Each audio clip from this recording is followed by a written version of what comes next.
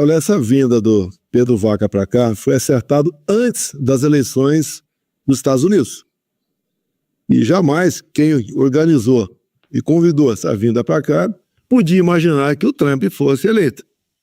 Bem, aconteceu, vieram para cá. Obviamente, a gente colhe informações, quem é o Pedro Vaca? Tá aí, chegou muita coisa aqui, como ele sendo uma pessoa realmente de esquerda. Mas a gente sabe que a OEA depende dos Estados Unidos. Eles não podem fazer um relatório aqui passando pano para a questão da ditadura que estamos vivendo aqui no Brasil.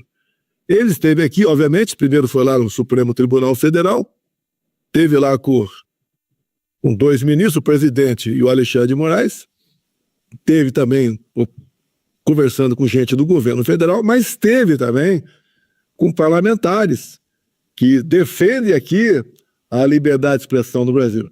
Esteve com excelentes advogados, muitos voluntários que defendem os presos políticos. E no último dia, na reta final, aqui em Brasília, estiveram por uns 40 minutos comigo. A imprensa ficou sabendo só no dia seguinte.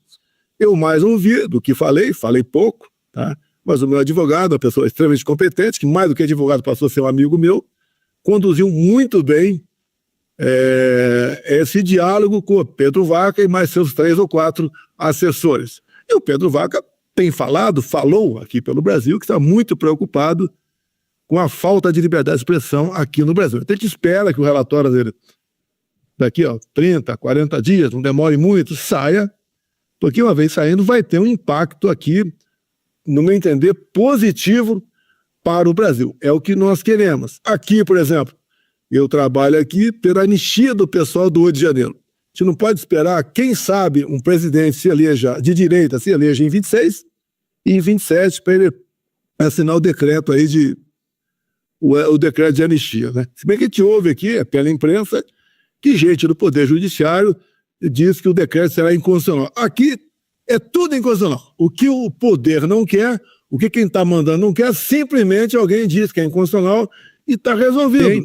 Como eu espero que países tão zelosos com a democracia como os Estados Unidos não aceite eleições onde esses outros países não tenham um sistema seguro, né, para realizar eleições. E também aligem, tire fora do páreo oposição tornada inelegível para processos políticos. Ou até mesmo o lawfare, que é tão conhecido aí, fazem abertamente aqui. Aqui está, aqui no Paraná. Ontem deu manchete, tudo quanto é jornal no Brasil. Bolsonaro poderá pegar 28 anos de cadeia por causa do golpe. Mas que golpe é esse? Narrativa? Narrativa, sim. Ai, tentou dar um golpe com a minuta de golpe. Vocês não têm a minuta de golpe, nem meus advogados têm, ninguém tem essa minuta de golpe. Mas bate o pé em cima disso o tempo todo, como se eu tivesse programado um golpe ano passado. E fazem uma relação com o 8 de janeiro, parecido com o 6 de janeiro dos Estados Unidos. Primeiro, o 8 de janeiro aqui também não foi nenhuma tentativa de golpe. Não foi encontrado uma arma sequer, não tinha uma liderança, eles não tinham alvo para tirar do poder. Foi uma manifestação que perdeu o controle.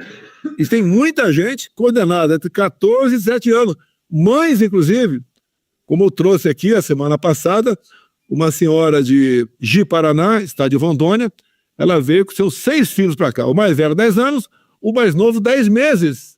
E ela se ajoelhou no parlamento, pedindo anistia. Inclusive, acreditem, no dia 8 de janeiro de 23, ela estava lá em Ji-Paraná. O marido estava aqui, veio fazer um frete. Chegou no domingo de manhã, viu o tumulto, tomou um banho e foi lá para a esplanada dos ministérios. E lá foi fotografado e foi pego lá. Pegou uma cadeia, foi posto em liberdade, depois foi condenada a 14 anos de cadeia. E acredite, essa mulher com 6 filhos, servidora pública do estado de Rondônia, tem até hoje o seu salário bloqueado pelo ministro Alexandre de Moraes. Ela vive de favores, ela não pode trabalhar. Com 6 filhos nessa idade, não tem como trabalhar. E vive de favores com o seu salário bloqueado pelo Poder Judiciário no Brasil. Não existe uma maldade, uma insanidade, modo que essa. Isso daí, então, a gente está vendo, é o que nós estamos vivendo aqui. Se vocês aqui falam única, duvidar, se for parlamentar, vai para deputado, vai para a cadeia. Tá? Se você for uma pessoa normal, pode ir para a cadeia também. Inclusive, aqui, como o ministro Alexandre de Moraes deixou o Tribunal Superior Eleitoral agora, enquanto ele estava lá, por exemplo, uma pessoa que nem candidata a nada era, mas muito conhecido no Brasil, Luciano Hang, inventou-se uma história, os empresários golpistas, um grupo reservado de WhatsApp, que eles conversavam lá, o interesse que conversavam, e acabaram, então, entrando nesse grupo de WhatsApp, a Justiça Eleitoral, o pessoal da Polícia Federal, escolhido a dedo por Alexandre de Moraes, e daí resolveram colocar o Luciano Hang no inquérito dos ações democráticos e torná-lo inelegível por 8 anos. Por que fizeram isso? Porque um empresário aqui paga nós 3 bilhões de reais por ano de imposto, que poderia ser candidato a Senado, a vice-presidente, a quem sabe até presidente, mas eles preventivamente já tiraram o Luciano Hang de combate. Essa é a situação que a gente vive aqui no Brasil, e o que está acontecendo nos Estados Unidos, bons ventos têm vindo para cá. A gente espera dessa forma buscar alternativas, buscar solução, porque nós queremos é retornar à normalidade aqui no Brasil. E eu pretendo, obviamente, né, estou fazendo o possível para voltar a ser elegível, que eu entendo que eleições sem uma oposição como a minha, sem um motivo, né, sem um crime realmente concreto que eu tenha cometido, fazer eleições sem a minha pessoa é negar a democracia aqui no Brasil. Posso só abrir um parênteses de 30 segundos? Que é o seguinte, há mais de um ano existem comitivas de deputados brasileiros indo para a OEA, tá? E eles nunca fizeram absolutamente nada. E você consegue até compreender, porque no momento em que o Lula é presidente do Brasil e o Biden é presidente dos Estados Unidos, a própria OEA fica numa situação, pode ficar numa situação até delicada. Eu estou dando o benefício da dúvida aos diretores da OEA. E quando nós fomos para lá fazer uma audiência pública, eles adiaram em cima da hora a audiência pública e, como paliativo, como solução, falaram, então no futuro a gente vai fazer uma visita ao Brasil. E o presidente falou de maneira muito acertada. Essa discussão ocorreu antes de 5 de novembro, antes da eleição norte-americana. Ou seja, se o Biden ganhasse, certamente iam meter a mão grande para falar, quer saber? Não vai ter mais visita nenhuma.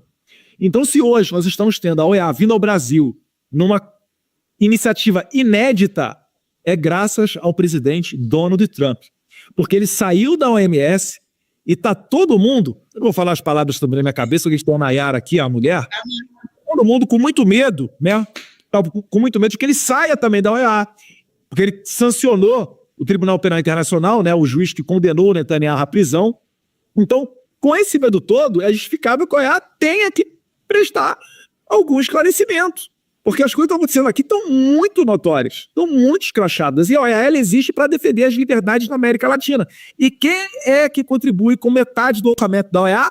Os Estados Unidos. Então, tá aí a mágica aí para vocês entenderem por quê que, por vezes, né, esses organismos internacionais, eu estou falando de maneira geral, não estou acusando a OEA, mas de maneira geral, todo cara de alto perfil de esquerda, quando ele vai se aposentar, ele cai num organismo internacional desse. Por exemplo, a Bachelet, Alto Comissariado das Nações Unidas, né, ex-presidente do Chile, Foro de São Paulo, tá lá. Enfim, então é uma fotografia aqui um pouquinho mais detalhada, né, para complementar o que o presidente falou.